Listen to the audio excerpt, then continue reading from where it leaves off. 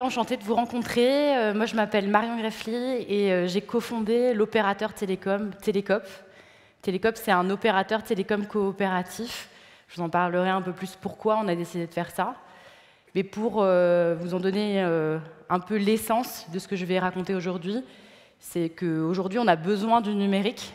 Le numérique, il est essentiel dans la façon dont on est organisé, dans la façon dont concrètement notre société se développe. Moi, ce que je questionne et ce que je vais questionner ce matin, c'est comment est-ce qu'on peut donner au numérique sa juste place. Vraiment la juste place, c'est-à-dire un numérique qui sert à la transition environnementale, à la transition sociale, mais aussi à nous aider à vraiment avoir des bases démocratiques qui sont fortes. Parce qu'aujourd'hui, ça fait partie des enjeux de transition. Eh bien, la démocratie est aussi au cœur de tout ça. Pour commencer, je vais quand même vous raconter un moment un peu d'épiphanie, une histoire un peu personnelle. Moi, j'ai toujours un peu baigné dans le numérique, dans le digital, dans le e-commerce. Pour ceux à qui ça parlera, peut-être. Je ne vois pas trop, donc je ne sais pas s'il y aura de réactions dans la salle. Mais moi, mon premier souvenir de numérique, c'est mon papa qui a ramené à la maison un gros ordinateur Toshiba et qui fonctionnait encore sur MS-DOS. Je ne sais pas si ça y appellera quelques souvenirs à certains, mais je me rappelle que finalement, moi, mon premier usage du numérique, c'était un moment où je faisais des lignes de code, parce que je croyais être des lignes de code, en fait, pour pouvoir démarrer mon ordinateur et 2-3 applications dessus. Et en fait, c'était amusant, c'était rigolo, c'était ludique, il y avait quand même un côté un peu magique. Qu'est-ce qui va se passer une fois que j'appuie sur cette ligne de code et voilà. Moi, c'est de ça mon premier souvenir. C'est un souvenir assez sympa, en fait, en réalité, et qui a finalement aussi qui m'a donné envie de poursuivre. Et donc, moi, j'ai fait une école de commerce, je suis sortie en 2014, et je me suis dirigée vers le e-commerce. Parce qu'à l'époque, quand on voulait travailler dans le digital, quand on avait fait une école de commerce, ça pouvait être une des voies. Après, c'était encore un peu balbutiant à l'époque. Et j'ai travaillé dans un grand groupe agroalimentaire qui s'appelle Mars Chocolat France. Pour ceux qui connaissent, je vendais des M&M's. Donc c'était assez cool, c'était un boulot sympa, il y avait plein de choses à faire, c'était vraiment amusant. Et en particulier, moi je vendais des M&M's personnalisables sur Internet. Je ne sais pas si vous connaissez aussi, vous avez peut-être vu dans les mariages, les anniversaires, etc. Moi je vendais ça. Et mon job, c'était finalement d'accroître le nombre de ventes, etc. Donc moi je gérais des flux sur notre site internet, un nombre de visites, il fallait que le nombre de visites soit le moins cher possible, etc. Enfin, vous connaissez probablement cette embrouille-là. Et puis finalement, c'était intéressant, c'était bien et tout, bon voilà.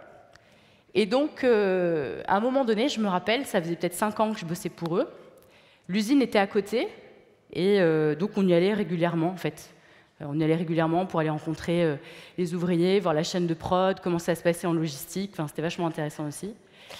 Et en fait, je me rappelle d'un moment, c'était au mois de juin, donc l'été, et en fait, je vois, d'ailleurs, en plus, elle s'appelle Sandrine, qui a sa petite boîte comme ça, sa petite boîte en carton, et je la vois qui prépare le colis et tout, et en fait, elle met dedans, par-dessus, une espèce d'énorme enveloppe en plastique avec plein d'air à l'intérieur. J'apprendrai plus tard que ça s'appelle un bubble bag, pour isoler apparemment le chocolat, potentiellement de la chaleur. Elle rajoute encore un pain de glace, et après elle met les M&M's qui vont bien, quoi. Et en fait, à ce moment-là, je me dis, mais en fait, il y a un problème. En fait, je suis en train de vendre du chocolat, bon ça, à la limite, c'est sympa, mais mon boulot, mon job, c'est d'expédier un gros carton avec beaucoup d'emballage et avec un petit paquet de M&M's à l'intérieur. J'ai calculé en fait ce que j'envoyais en fait partout en France, parce que je travaillais pour le marché français, belge, hollandais, puis même européen. En fait, c'était 500 grammes d'emballage. Il y avait 500 grammes d'emballage et il y avait 300 grammes de chocolat, quoi. Et là, j'ai eu un bug, vraiment. Je me suis dit, mais en fait, c'est pas possible. Je peux pas m'évertuer à tous les jours, en fait, driver du trafic sur mon site, balancer un max de commandes un peu partout et en fait envoyer de l'emballage partout en France, en fait. Il y a quand même un truc qui colle pas, quoi. Surtout que, alors je me rappelle à l'époque, c'était ah ben vous en faites pas avec cet emballage, vous allez pouvoir le réutiliser. Enfin, on écrivait ça, réutiliser l'emballage, etc. Je me dis bon, bref.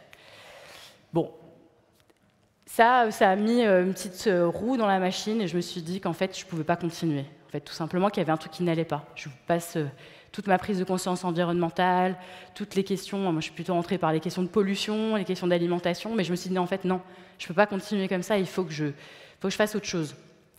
Donc, je pose ma démission. Ça fait maintenant 7 ans. Donc, je pose ma dème, je pars, je vais m'installer à Paris et je fais un programme de transition de carrière qui s'appelle le programme Associé on Purpose. Et ça, c'est un programme qui m'avait permis, et c'était ça le but, c'était de passer 1 an dans l'économie sociale et solidaire, pour ceux qui connaissent, les associations, les fondations, les entreprises sociales, les coopératives, des entreprises qui écrivent dans leur statut le fait d'œuvrer pour la transition écologique et sociale. Donc là, autant vous dire que je m'éclate. Je trouve plein de projets hyper intéressants, des gens passionnants, des innovations qui sont géniaux, des innovations sociales incroyables. Justement, pas que l'innovation technologique, mais l'innovation sociale. Et je continue mon petit bonhomme de chemin. Et là, je rencontre le monde des coopératives. Pourquoi je vous en parle du monde des coopératives? C'est parce que j'ai monté un opérateur télécom coopératif, donc bien sûr, ça a sa petite importance. Mais du coup, dans le monde des coopératives, ce que je découvre, c'est un monde démocratique. Je crois que dans la salle, il y a peut-être des gens de tilleul.coop, quelque part, qui doivent connaître ça assez bien. Mais voilà, c'est un monde où les entreprises, en fait, et leurs actionnaires, les sociétaires, votent sur le principe d'une personne égale à une voix. C'est-à-dire que moi, je suis cofondatrice, je suis directrice générale de la structure maintenant, mais mon vote lors de l'Assemblée générale, il compte autant qu'un client, qu'un sociétaire, que n'importe qui, en fait. Et ça, je trouve ça assez génial.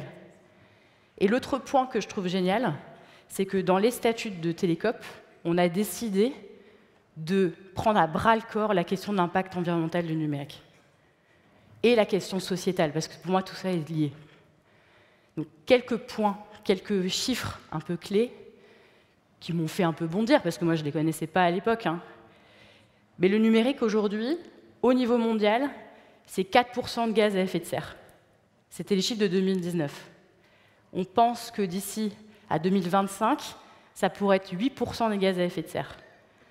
On pense, parce qu'il n'y a pas encore d'études qui sont sorties et qui sont remises au goût du jour. Mais globalement, il n'y a pas de raison que ça prenne un autre chemin, clairement.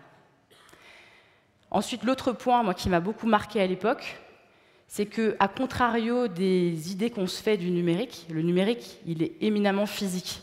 Vous le savez probablement parce que vous venez du milieu, mais le grand public n'est pas au courant. Pour faire fonctionner le numérique, on a besoin des antennes, on a besoin des ordinateurs, on a besoin des smartphones, on a besoin de tout ça pour servir du numérique. Et donc le cœur de l'impact environnemental du numérique, c'est nos objets. Et en particulier, les smartphones, 80% de leur impact carbone, c'est leur fabrication.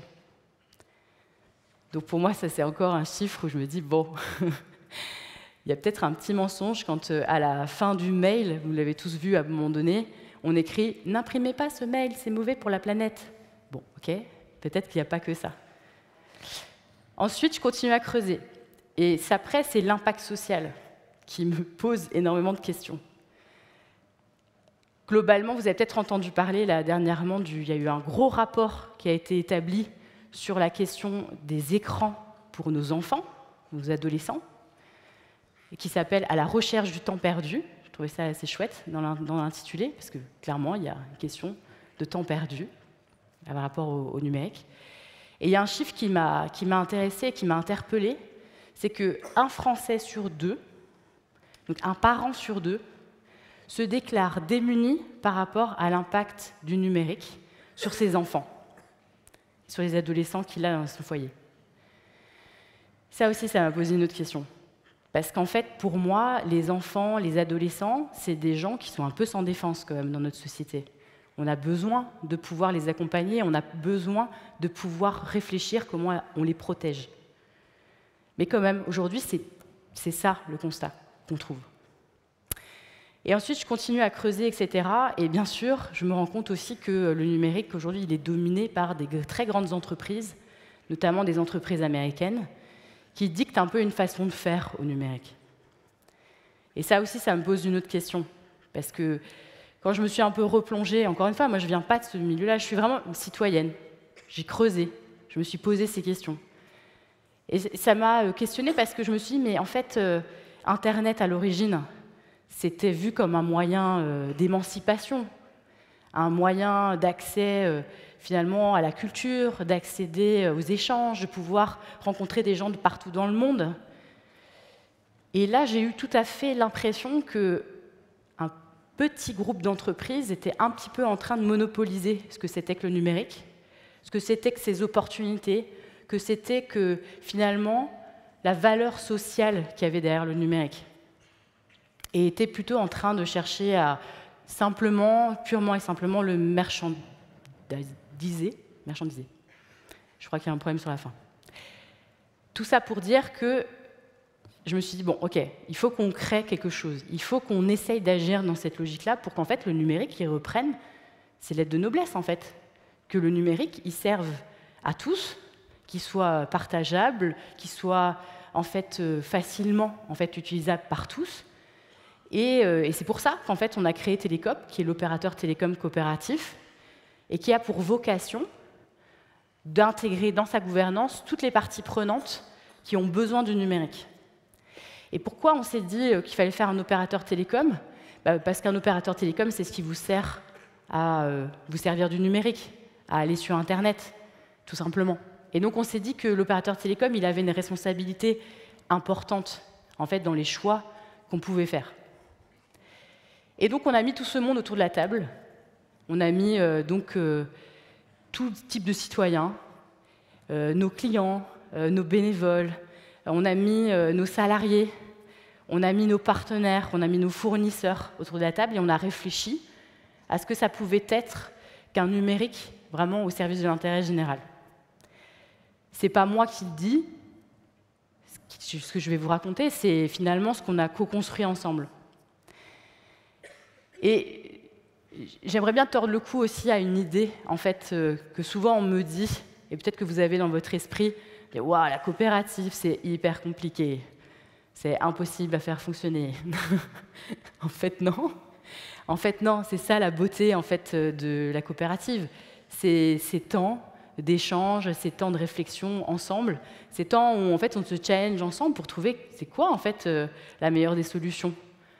Ça ne prend pas forcément beaucoup plus de temps qu'avec un fonctionnement ultra-pyramidal qui vient nous dire ce qui est bon à faire, etc., et qui organise tout ça pour nous. Pas forcément. Par contre, c'est sûr, ça exige une culture de la responsabilité.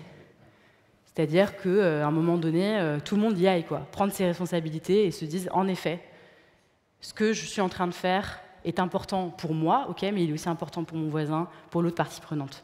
C'est clair. C'est une culture de la responsabilité très forte. Mais en vrai, je pense qu'on a une responsabilité très forte pour pouvoir justement faire en sorte qu'on réussisse cette transition. On en a besoin. On peut plus se dire maintenant, aujourd'hui, qu'elle n'est pas nécessaire. On a tellement de signes qui nous l'indiquent partout, tout ce qu'on vit au quotidien, ce que vous avez vécu pour ceux qui sont dans le Nord. Enfin, c'est incroyable. Je pense qu'on ne peut plus remettre ça en question. Alors, du coup, je vais vous dire ce qu'on en a pensé, de ce qu'on pourrait faire avec le numérique pour qu'il soit vraiment au service de l'intérêt général.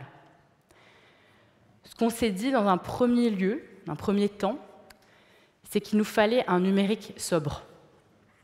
Qu'est-ce que ça veut dire sobre? C'est un numérique qui permet à tous de s'en servir en fonction de ses besoins, parce qu'on n'a pas tous besoin du numérique de la même manière, pas de la même intensité, c'est clair. Par contre, l'utilisation qu'on fait du numérique, il ne doit pas venir vraiment en destruction du reste, c'est-à-dire du reste de nos écosystèmes, du vivant. Il doit en fait s'inscrire là-dedans et pas manger les capacités des autres êtres vivants, hommes, femmes, à vivre sur la planète. Je vous donne un exemple qui, moi, m'avait beaucoup marqué. Peut-être que vous en avez entendu parler. Mais au moment de la crise des semi-conducteurs, il y a eu un enjeu assez fort sur comment on peut justement continuer à produire des semi-conducteurs alors qu'on commence à manquer d'eau, par exemple. Vous avez peut-être entendu parler, ça s'est passé à Taïwan il y a 2 ans. On a eu cette question. En fait, est-ce qu'on continue à avoir suffisamment d'eau pour les populations ou est-ce qu'on utilise cette eau pour construire des semi-conducteurs? Dans des régions du monde, on est déjà dans ces questions-là. Je vous passe les questions sur l'extraction des matières premières, etc., qui est tout à fait aussi problématique et questionnable. Donc, on réfléchit à un numérique sobre, un numérique qui ne rentre pas en contradiction avec nos capacités à vivre sur la planète, capacité aux vivants de vivre sur la planète. Le deuxième point auquel on pense aussi, c'est un numérique qui soit équitable. Qu'est-ce qu'on veut dire par équitable? C'est-à-dire que chacun d'entre nous n'a pas les mêmes besoins face au numérique. Il y a des gens qui vont s'en sortir super bien avec le numérique, qui n'ont pas vraiment besoin d'une application particulière pour s'en servir, d'autres beaucoup moins. Donc on peut accepter de sortir d'une logique de numérique normalisé, où en fait on donne à tout le monde la même chose. On donne accès à la boîte mail de la même manière, on donne accès à WhatsApp de la même manière, on fait tout pareil. Peut-être pas en fait, parce que peut-être que votre grand-mère justement, elle n'arrive pas à servir de Gmail. Il faut peut-être un truc particulier. Mais on accepte, c'est très bien. Et c'est aussi le rôle du numérique, c'est qu'ils se mettent au service de tous. Je rappelle quand même un chiffre que je n'ai pas donné tout à l'heure. La fracture numérique, ça concerne à peu près 1 Français sur 5. C'est 1 Français sur 5 qui ne sait pas servir du numérique parce qu'il n'a pas les compétences ou alors parce qu'il n'en a pas les moyens de s'équiper correctement. Donc ça laisse à réfléchir. Donc on sort de cette normalisation. Ça, c'est un point qui peut être hyper intéressant et surtout vecteur de plein d'innovations. Parce que quand on commence à réfléchir à l'utilisateur, plutôt à comment on fait pour que tout le monde utilise la même chose, c'est hyper intéressant intellectuellement parlant. Ensuite, on poursuit et on réfléchit aussi à un numérique libre et open source.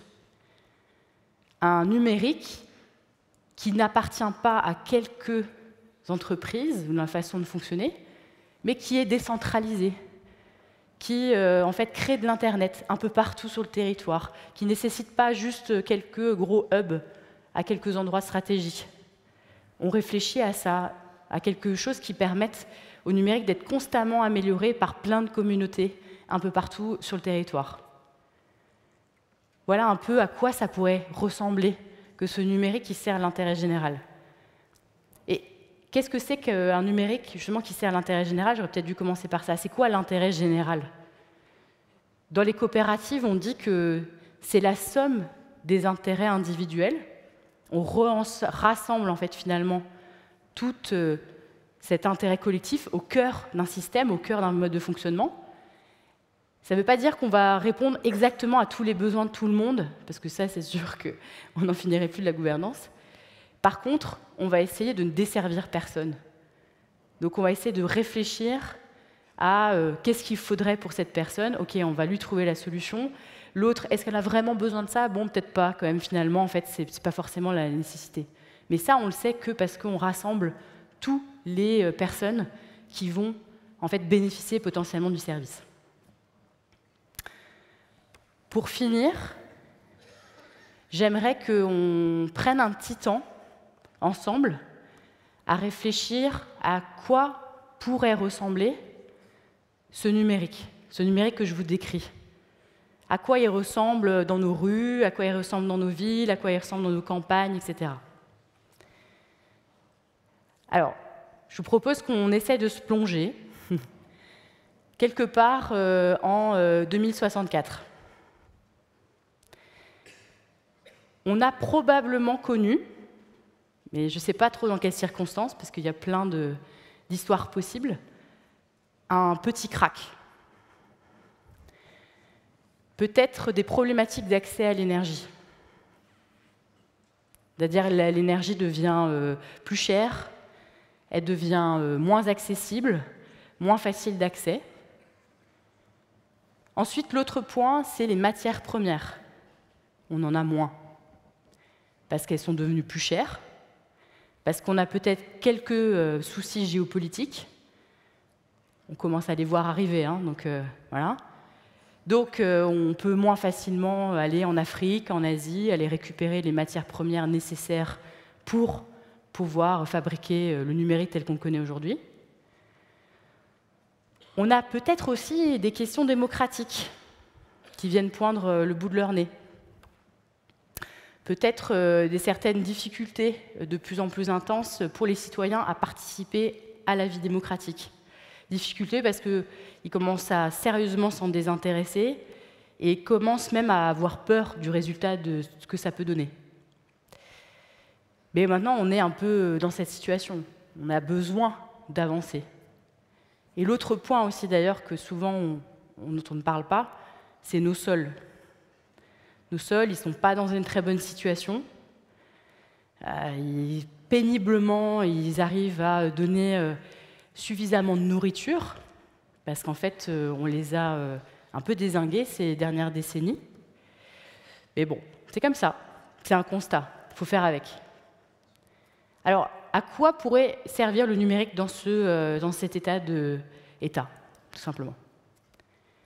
Alors, on va essayer d'imaginer. Moi, ce que je vois, par exemple, c'est un numérique qu'on commence à devoir se partager. On n'est pas forcément tous individuellement devant notre téléphone, devant notre ordinateur.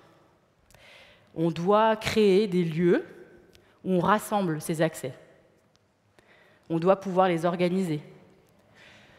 L'autre point aussi dans ces lieux, c'est qu'on crée aussi des lieux pour réparer ces fournitures.